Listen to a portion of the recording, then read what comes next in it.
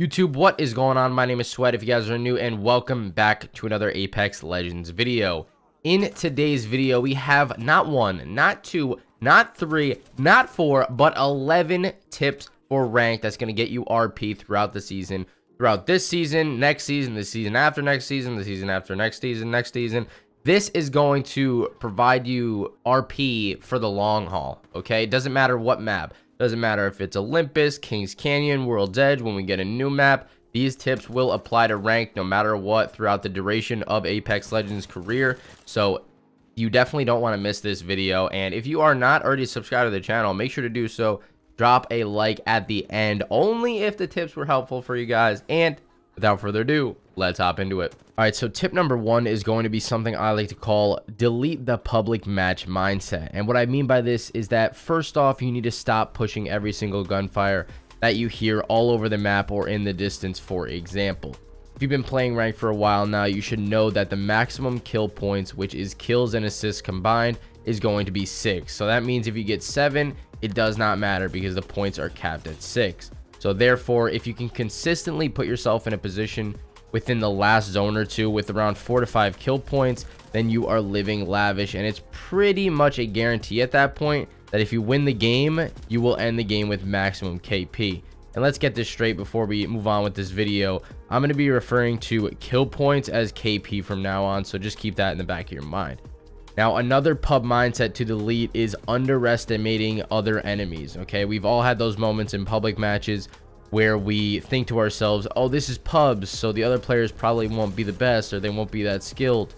That attitude is not going to fly as you progressively work your way up the ranks. And I'll tell you right now, it's going to put you in for a nightmare if you have that mindset. Okay, you need to be playing your cover correctly and rotating properly, or else you're in for a treat. Okay, and that is actually going to bring us into our second tip, which is using angles correctly for the first knock. So when you're trying to get angles to get that first knock, you always want to put yourself in a position where you can be crossfired by the other two enemy teammates, and also where you can't easily get third-partied if another team happens to run up behind you, which will inevitably happen from time to time. But for the most part, you want to be thinking about that in the back of your mind when you're trying to set up a position to get that first knock.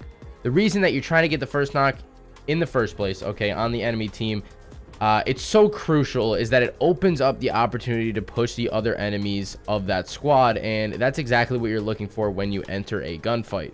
The quicker the fight, the better, because that means less opportunity and less time for the other teams to third party you. So if you can get a good opportunity to get that knock and you actually do down that player, you make sure you want to push those guys as fast as possible, while also looking around you, making sure the third party is not directly on you, because that can lead to some trouble. But for the most part, if you don't see anybody directly around you, make sure to push that squad, wipe them as fast as possible.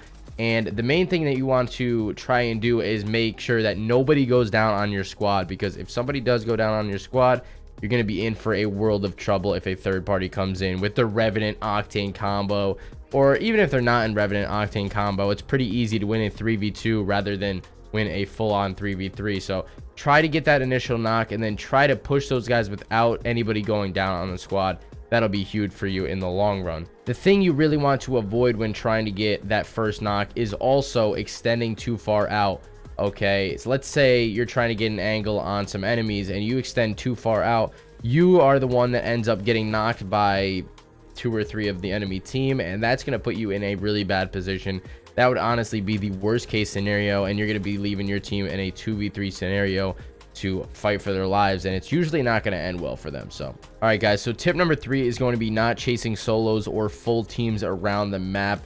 If you are in a situation, let's say, and you get 2 knocks on an enemy team, right, or 1 knock on an enemy team, and the other members of that team run away, and let's say these guys that you're fighting against have really good positioning, okay, you knock one of them or you knock 2 of them and the other guy runs away. Like I said, you need to be finishing those guys and holding their position instead of trying to go for the whole team wipe.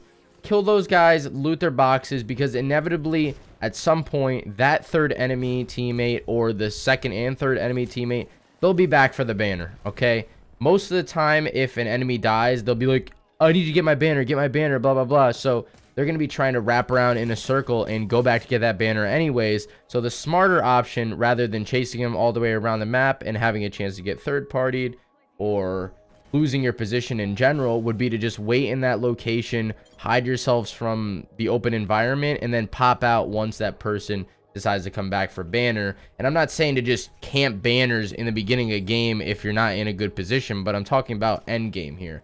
If they have a good position that you want and you knock 2 of them, stay in that position. Get the win. Nobody's going to complain about you getting the win when you have all the points. I mean, you might get some messages about it, but it's the smart play, and it's a really good way to gain RP. All right, so tip number 4 kind of ties into our last one, in that chasing the solos and the full teams off of high ground or positioning. The main goal, okay, this is tip number 4, by the way. The main goal is going to be positioning, okay, or high ground at the end of the game.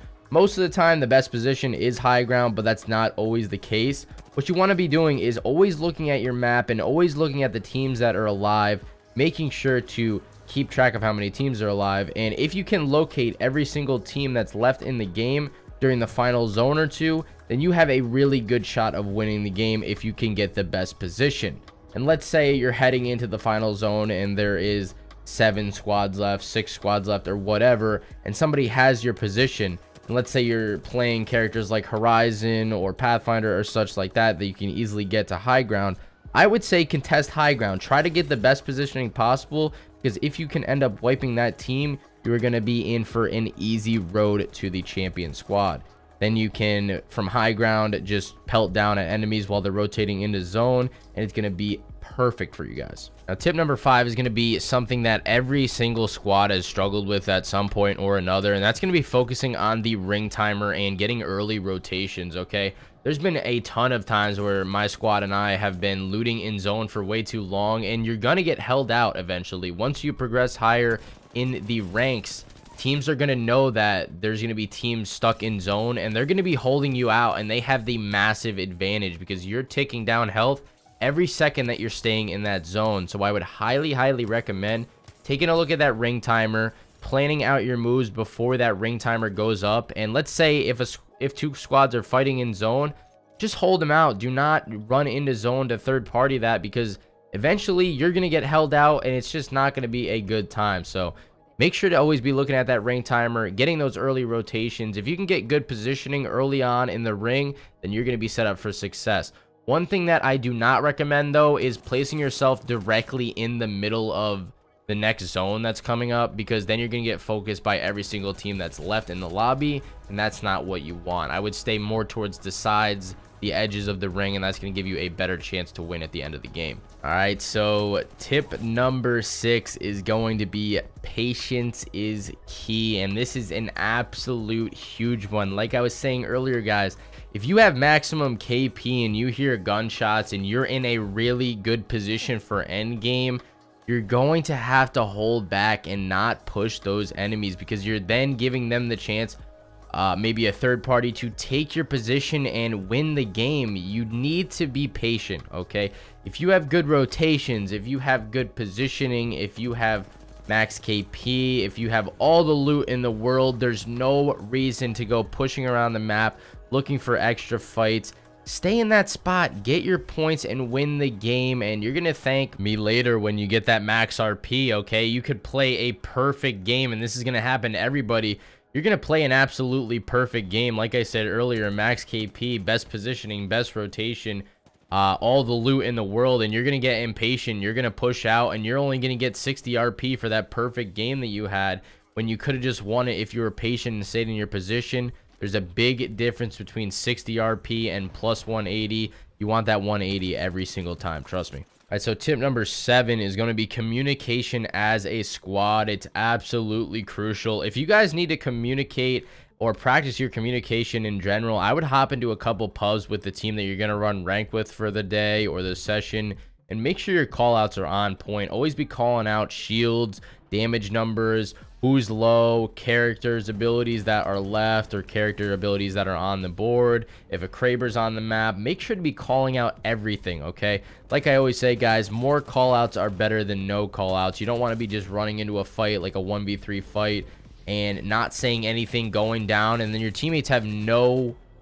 no intel on the situation. They don't know who is low. They don't know if you did any damage, what color shields the enemies have. So make sure to always be communicating with your teammates, like I said. And the more you play ranked, the more accustomed you will get to better callouts. You're going to make mistakes when you're making callouts. It happens to all of us, but don't be saying somebody's one shot when they have 150 shield left and they have full red armor or whatever, stuff like that. Just make sure to be making the right callouts, and if you do mess up a callout, say that's my bad, and you'll get better as time goes on. Trust me, it happens to everybody. It's happened to me. It happens to the best players in the world sometimes, so not everybody's perfect, but make sure you're at least talking. Do not be silent when you're playing these ranked games. All right, so tip number 8 is actually going to be brains over gun skill the further you progress, okay? Once you get into those diamond and predator tier lobbies, for the most part, with a few exceptions, okay? There's always the few exceptions that some people are absolute laser beams. They never miss bullets, and unless they're aimbotting, then they really never miss bullets. But for the normal player, there's going to be those few exceptions where they're hitting almost every shot. But for the most part, everybody's gun skill is around the same point, okay? And it can't get much better than it is already. So the main thing that I like to look at for these higher tier lobbies is that the brains are more important than the gun skill, okay? Your decision making is going to affect the games a lot more than your gun skill at these higher levels. If you're making the right decisions, then you are going to win gunfights. It's pretty much that simple. When you get into these higher tier lobbies, a lot of the people are going to be hitting the majority of their shots. So it's basically all about decision making. Like I've mentioned earlier, I've already mentioned most of the basic decision making aspects in ranked or in Apex Legends in general. It's ring rotation, it's positioning, it's communication, it's map knowledge, where the ring is going to pull to. There's so many factors involved with the knowledge of this game, when to push fights, when to take a third party on. There's just so many things to think about in this game, and knowledge is power. Knowledge is more important than gun skill in these higher tier lobbies.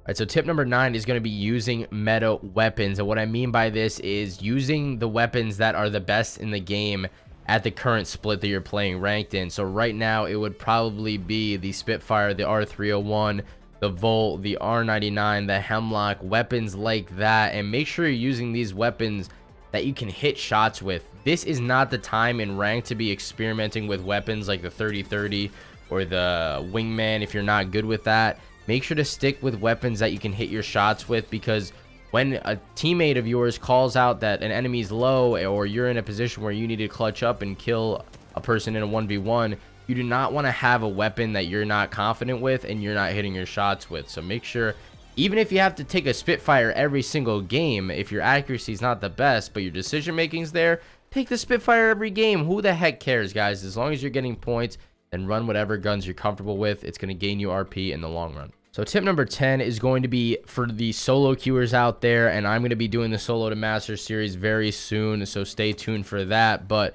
if you are solo queuing, guys, somebody has to claim the role of in-game leader, and it does not have to be a verbal, like, I'm going to be the in-game leader right at the beginning of the game. You're going to notice from the first fight on who is going to lead the pack. So let's say you get matched up with a high tier pred and he seems to be pretty good at the game.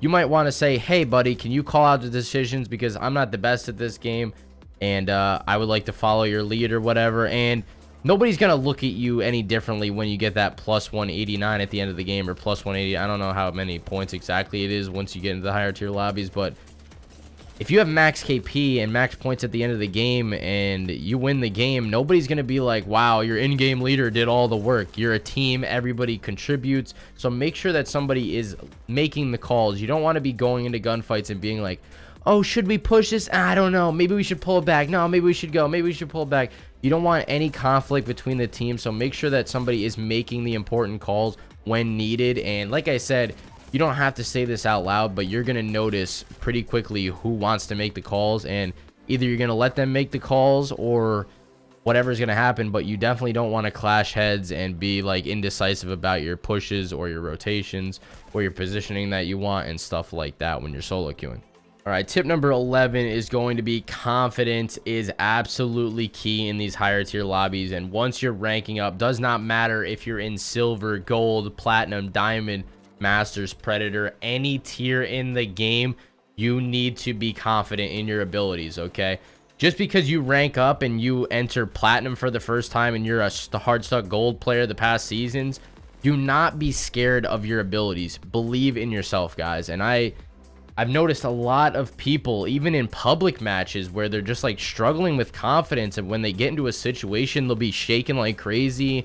And you can't be doing that, guys. It's just a game at the end of the day. I know we all want to win at the end of the day, and it's important to some of us, like, to win every single game or as much as we possibly can. But the only way you're gonna get better is, I hate to say it to you, is gonna be to lose games and learn from your mistakes. And you can't be shaking after every single time. You got to realize at some point then that even these guys that are better than you, they're not that much better than you. They're not like super strides ahead of you. If you can just tweak a couple adjustments in your game, you're going to be that much better, and you're going to be at the same level as some of these guys, and you're going to get some kills on the guys that you never think it would have been possible.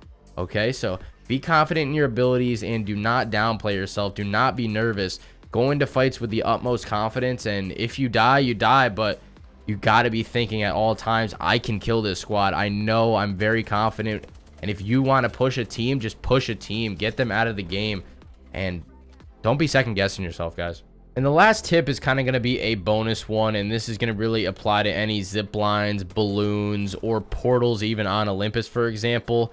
If you are trying to rotate to a location, try to avoid these portals or the balloons, because everybody can see where you're going, and you're going to alert everybody in the area. Okay, if you're taking a balloon and you're trying to land on high ground, there is going to be like 3 or 4 teams, I guarantee you, in that area or surrounding that area that's going to know exactly where you're landing, and you're going to be the next focus of the game. Okay, you do not want to be getting focused by 3 or 4 teams just because you wanted to fly off a balloon onto high ground. So make sure to rotate discreetly, and I would say to avoid balloons for the most part when you're rotating, so that nobody really knows that you're at that location until it's too late for them, and you could probably get the squad wipe. All right, guys, that is going to do it for this video. I hope you all learned something in this ranked guide, and if you did, make sure to hit that subscribe button and like the video. As always, it has been Sweat. I will catch you guys in the next video.